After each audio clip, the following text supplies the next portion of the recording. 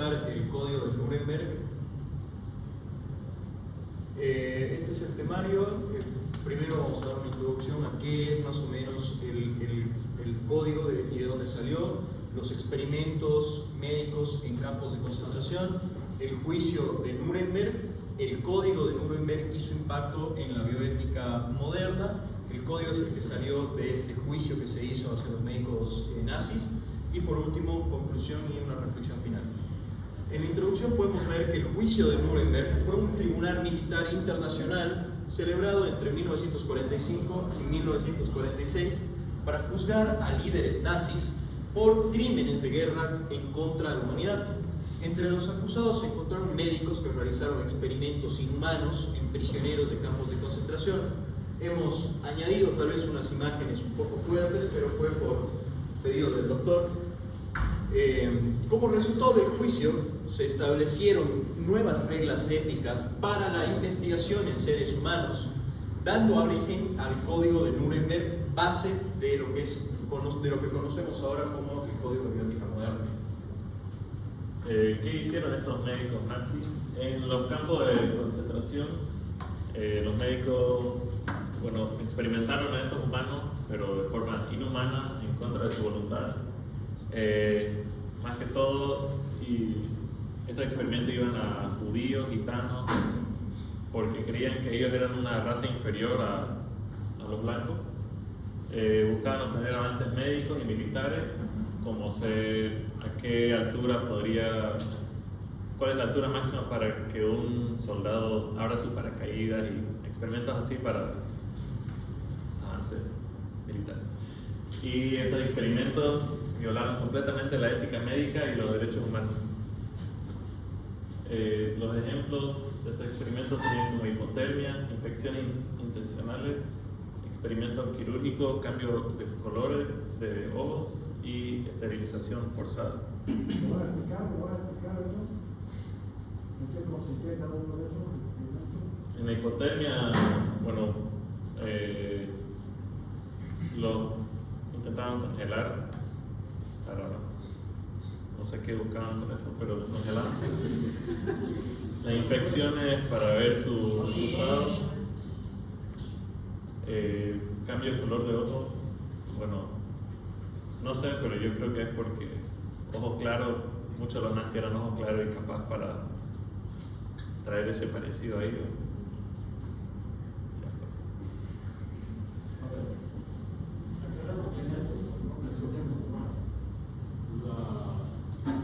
La hipotermia es para saber cuánto tiempo podía resistir una persona en hipotermia. Por ejemplo, en el agua fría. Por ejemplo, un piloto de un avión que cae al mar y por cuánto tiempo puede aguantar en el agua con hipotermia.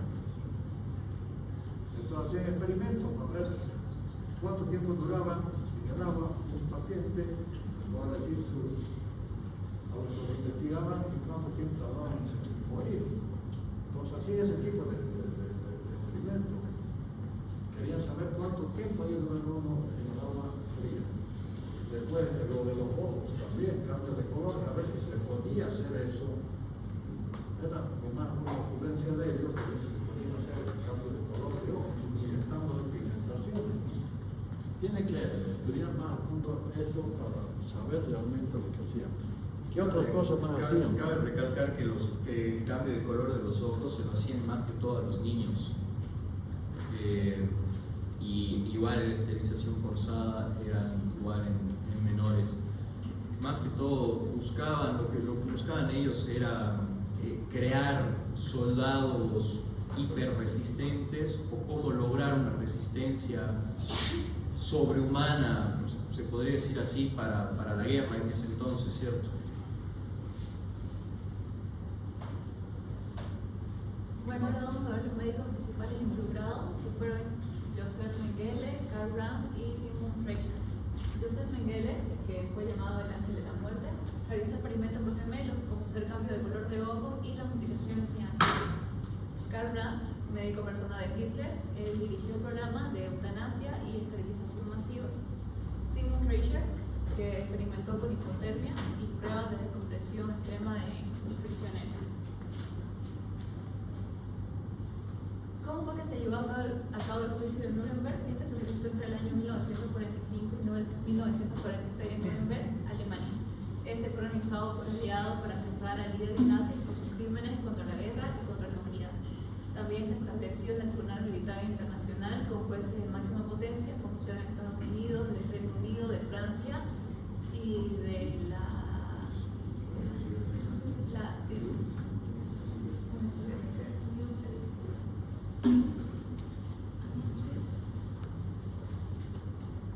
23 médicos y científicos fueron acusados en este juicio, de los cuales 7 fueron condenados a muerte, entre los cuales estaba el doctor Karl Brandt, que era el médico personal de Hitler, y además el que dirigió los proyectos de eutanasia y de esterilización masiva. De estos, también 9 recibieron penas de prisión y 7 fueron absueltos. Esto sentó la base para la creación del Código de Nuremberg en 1947 y también estableció los principios éticos médicos o las normas éticas para la investigación médica con seres humanos. Igual uno de los principales médicos involucrados que mencionó mi compañera, cabe recalcar que Joseph Mengele, uno de los médicos que hacía estos experimentos, jamás fue capturado. Procedió a escaparse a Argentina, a Brasil y murió en 1979. Es decir, hubieron médicos que realizaban estas atrocidades que jamás los imputaron por nada. Entonces, nomás como un dato a aclarar. Pues. ¿Qué es el Código de Nuremberg? Esto es un conjunto de principios éticos por las experimentaciones en los seres humanos. Esto fue creado en 1947 como respuesta a los experimentos de los médicos nazis. Se considera de la base bioética moderna y ha influido en regulaciones médicas globales. Esto enfatiza el conocimiento informado y la protección de los participantes en los estudios médicos.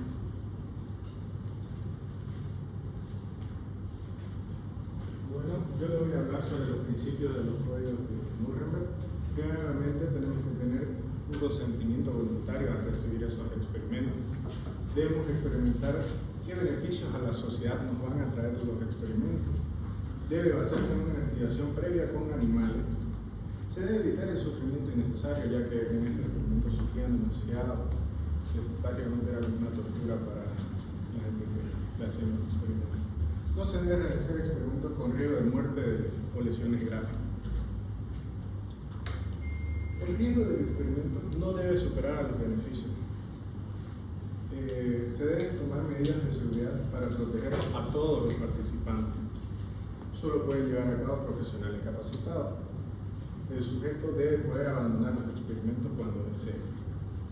Y el investigador debe estar dispuesto a suspender si hay algún tipo de peligro.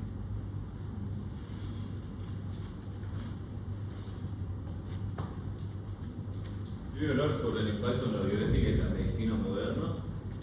Por eso se inspiró la creación de la normativa como la Declaración de Helsinki, que fue en 1964, que establece directrices para las investigaciones médicas con seres humanos.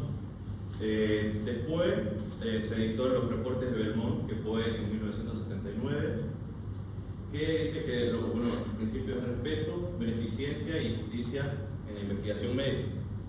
Esto fue regulado por la FDA y la OMS para ensayos clínicos.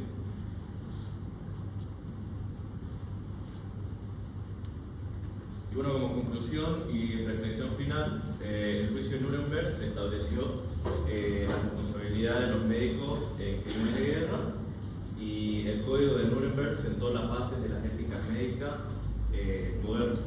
La experimentación humana hoy sigue principios como consentimiento informado y seguridad y justicia. Gracias.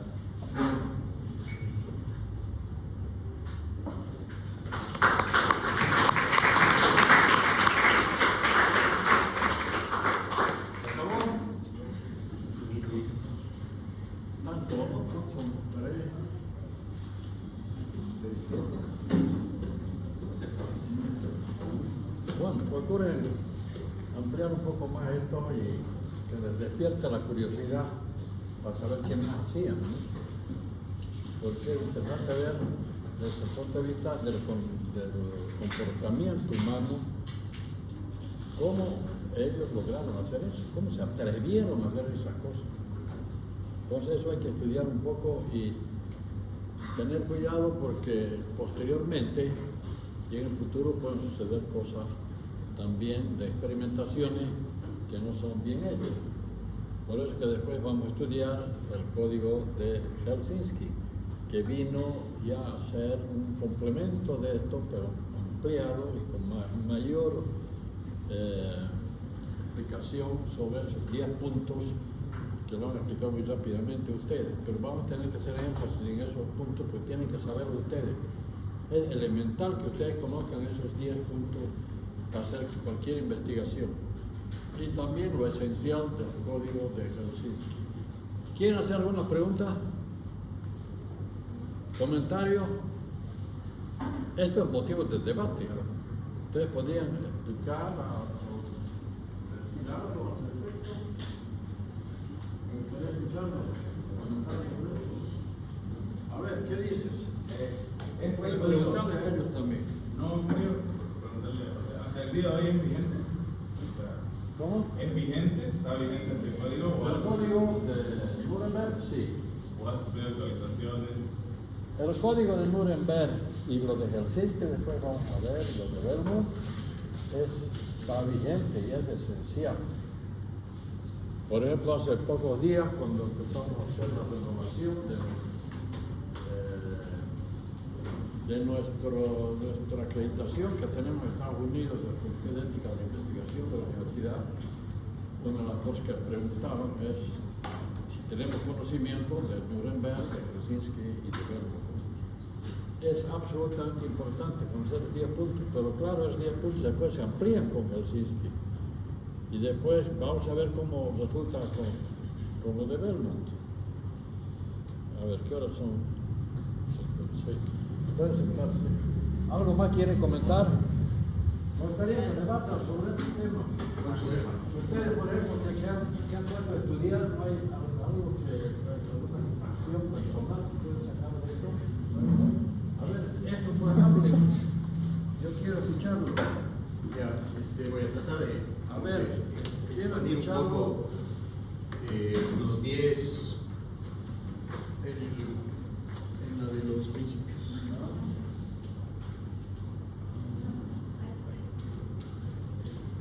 Si nos fijamos bien en cada principio, los 10 principios actuales de Nuremberg son como que la base de cada estudio clínico actual que se debe realizar en investigación. En nuestros países claramente no, pero por ejemplo hubo una pandemia hace ya 5 años, pero para desarrollar las vacunas de esta pandemia se hicieron estudios clínicos aleatorizados.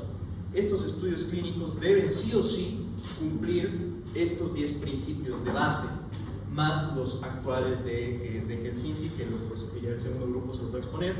Pero por ejemplo, el punto número 1, el consentimiento voluntario es esencial. Quiere decir que hoy en día un paciente que se somete a un estudio clínico debe ser informado y tiene que explicarse al paciente los riesgos, los beneficios, posibles beneficios, y no prometer nada. Así el paciente tiene que firmar sin ser presionado a través de ninguna fuerza mayor su firma en este consentimiento. El punto número 2 quiere decir que... Lo que estás diciendo es súper importante. Sí. Ahí nace el consentimiento informado. Ustedes todos han podido observar esto, les han mostrado, pero no lo han analizado. Ustedes en la asociación han oído hablar del consentimiento informado, seguramente. Entonces, ahí está el origen del consentimiento informado.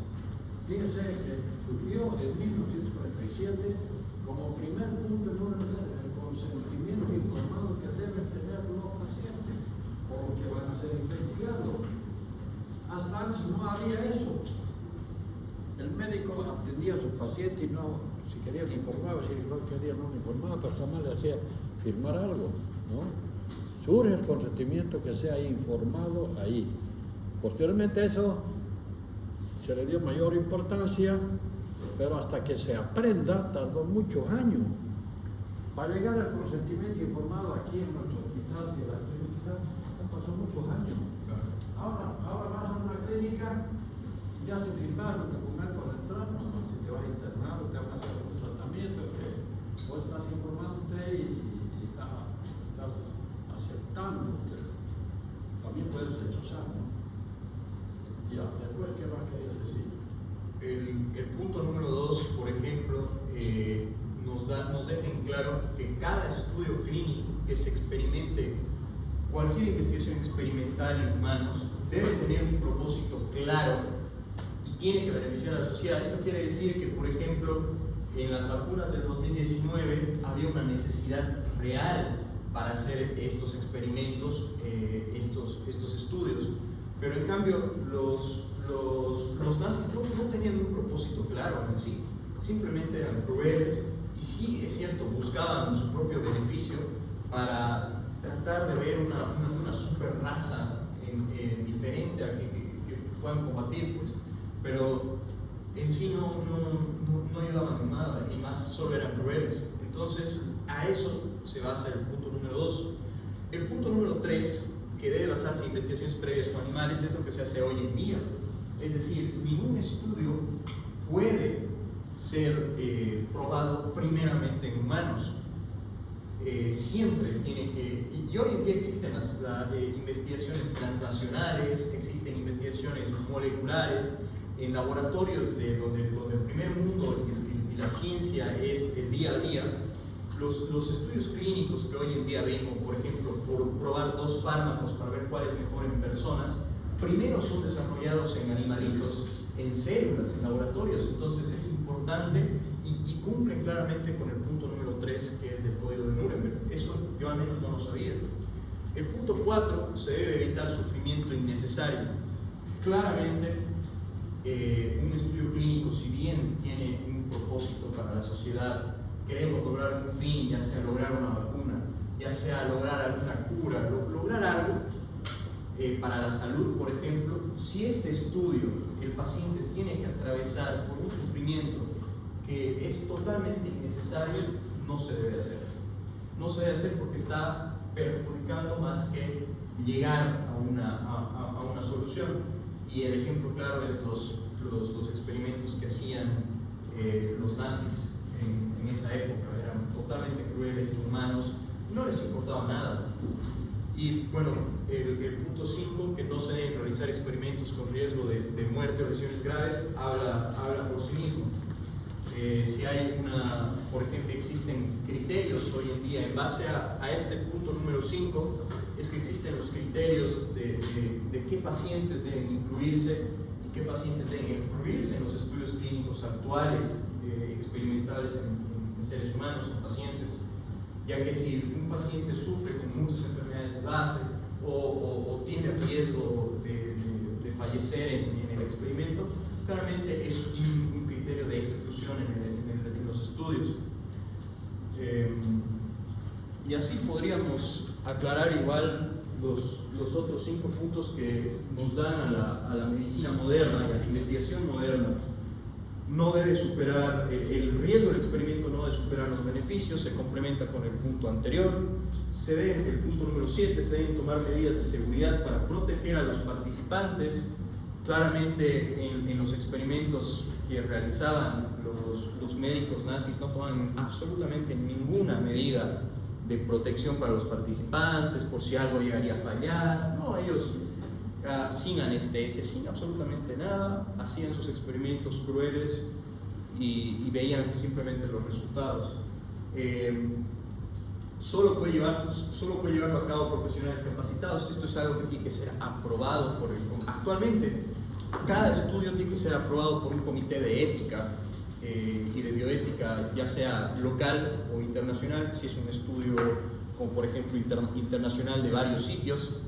Y este comité de ética, aparte de lograr revisar lo que es el protocolo del estudio, que se cumplan los puntos anteriores, deben de revisar si los que están llevando a cabo el estudio, no solo el investigador, sino los experimentadores, como por ejemplo médicos, los que van a experimentar o tener contacto con el paciente, tengan que tener ciertos años de experiencia en esto para poder llevar a cabo estos experimentos. 9. El sujeto debe poder abandonar el experimento en cualquier momento. Es decir, si yo me apunto para probar alguna vacuna que me pueda tocar, por ejemplo, placebo, o que me toque la nueva fórmula de lo que ustedes deseen, yo puedo decidir en cualquier momento abandonar en cualquier fase del estudio. Es decir, por más que ya me hayan puesto la vacuna y yo esté teniendo buenos resultados, si a mí me da la gana de decir, no, ya no quiero que me sigas tomando los datos, yo puedo hacer eso y salirme del estudio y ya no formar parte en cualquier momento. Por último, el investigador debe estar dispuesto a suspender el estudio si hay peligro, si es que el estudio se está llevando a cabo, y el comité de ética va haciendo revisiones en cada fase de los estudios clínicos, que son grandes. Normalmente se hacen en 3 fases. Entonces, previo a cada fase hay una aprobación por un comité de ética legal. Y, por ejemplo, si ya lleva 2 fases y en la tercera fase se ha visto más complicaciones de las que se tenía previstos al inicio, el investigador o los investigadores en este caso deben estar dispuestos a terminar o a concluir con el estudio de manera inmediata. Ese sería como que un poco ampliar, si quieren, estos 10 puntos, pues. Muy bien. Bueno, he hecho unos comentarios muy buenos con referencia a esto, pero tomen especial atención a estos 10 puntos. No son difíciles de olvidar. Tienen que recordarlo. Son básicos, además, para que entiendan mejor lo de Helsinki. Lo de Helsinki es largo, es más árido, podríamos decir, por la cantidad de artículos que hay, y va a tomar más tiempo. Por razones de la hora, yo creo que vamos a tener que dejarlo en Helsinki para la próxima clase. ¿Ya? ¿Quién es el grupo de Helsinki? Ya, lo preparan entonces bien. Lo que les voy a pedir es que lleguen, tener todo listo para que no demoremos en prepararlo todo. ¿Ya? Y todos ustedes vayan leyendo estos materiales que están también en el LMS, y otros materiales que hay. Entonces, vayan estudiando porque después vamos a hacer un examen parcial y mejor si nos escuchan ahora. Ahora, con relación a estos 10 puntos, habrán observado que hay un punto que se habla de la experimentación primero en animales. Estamos hablando de los años de 1948, ¿no? Más o menos. Entonces, se experimentaron muchos animales. Posteriormente, ¿qué ha pasado? A ver, a ustedes seguramente ustedes tienen cachorritos, tienen su mascota, o son amantes y defensores de los animales, ¿cierto? ¿Hay algunos de ustedes que son así? Pues bueno, ¿qué no tenemos los instrumentos? A ver, ¿qué opinan? Quiero oírlos discernir, argumentar. No tengan miedo de expresarse. Hay ya no organizaciones que se encargan de, no sé si todavía se puede hacer y se hace, ¿no? Pero hay organizaciones que ya luchan contra que no haya experimentación animal. ¿Sabían eso? No saben. Porque piensan tomar cositas, pero no saben. Porque a nivel mundial pasa. Ustedes no saben que hace unos años en la Universidad Católica fueron una manifestación de un grupo de defensores de los animales que se enteraron que se hacía pues cirugía experimental de los anfiteatros. Ahí en la parte de atrás había un quirófano y se hacía cirugía experimental. Se enteraron. Entonces vinieron y hicieron una manifestación, llegaron hasta la puerta de la universidad y se metieron. Todavía después me llamó la directora académica que venga y tal, están asustados, ¿no? Porque ya después se solucionó el asunto. Pero era un grupo que realmente defendía a los animales. Y hay de esa gente, ¿no? Es más, yo tengo un familiar que se ve un cachorro perdido en la calle, lo agarra porque quiso dueño, etcétera, manda por todos los medios y lo guarda en algún lugar, ¿no? Y después lo pone en adopción, etcétera, pero lo lleva al veterinario. Hay gente así que quiere muchos animales y los ayuda, y hay otros que son los bárbaros, ¿no? porque ayer salió entre los mensajes que de ese grupo salió de que había un lugar donde los querían guardar a los animalitos y después fueron a verlos y los encontraron muertos toditos. Ha venido alguien que los ha envenenado. Es decir, recién no están pidiendo que obliguen a personas y se están comprometiendo a hacer acciones legales contra los asesinos estos que vuelven, que no también los envenenaron. Les comento eso porque eso se vive. Bueno, entonces, en el transcurso de los últimos años, él está cambiando, así como hay derechos del paciente, derechos de las personas, también hay derechos de los animales.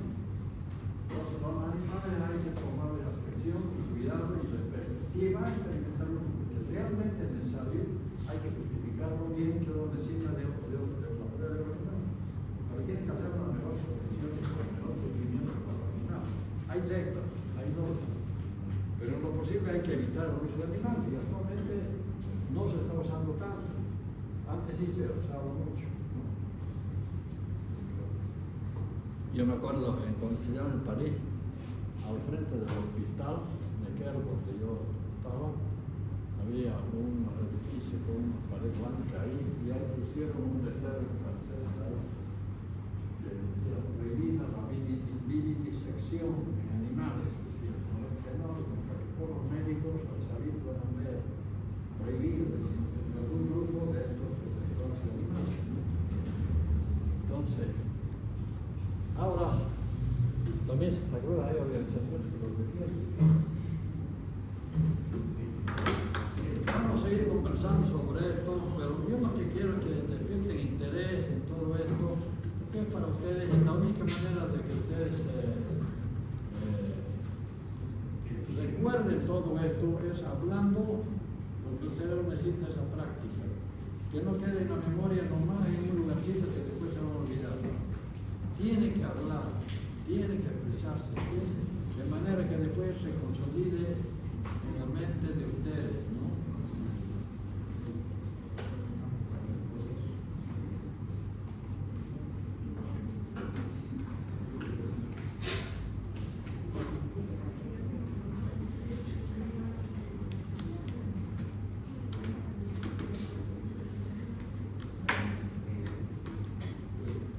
¿Pueden encender la luz, por favor?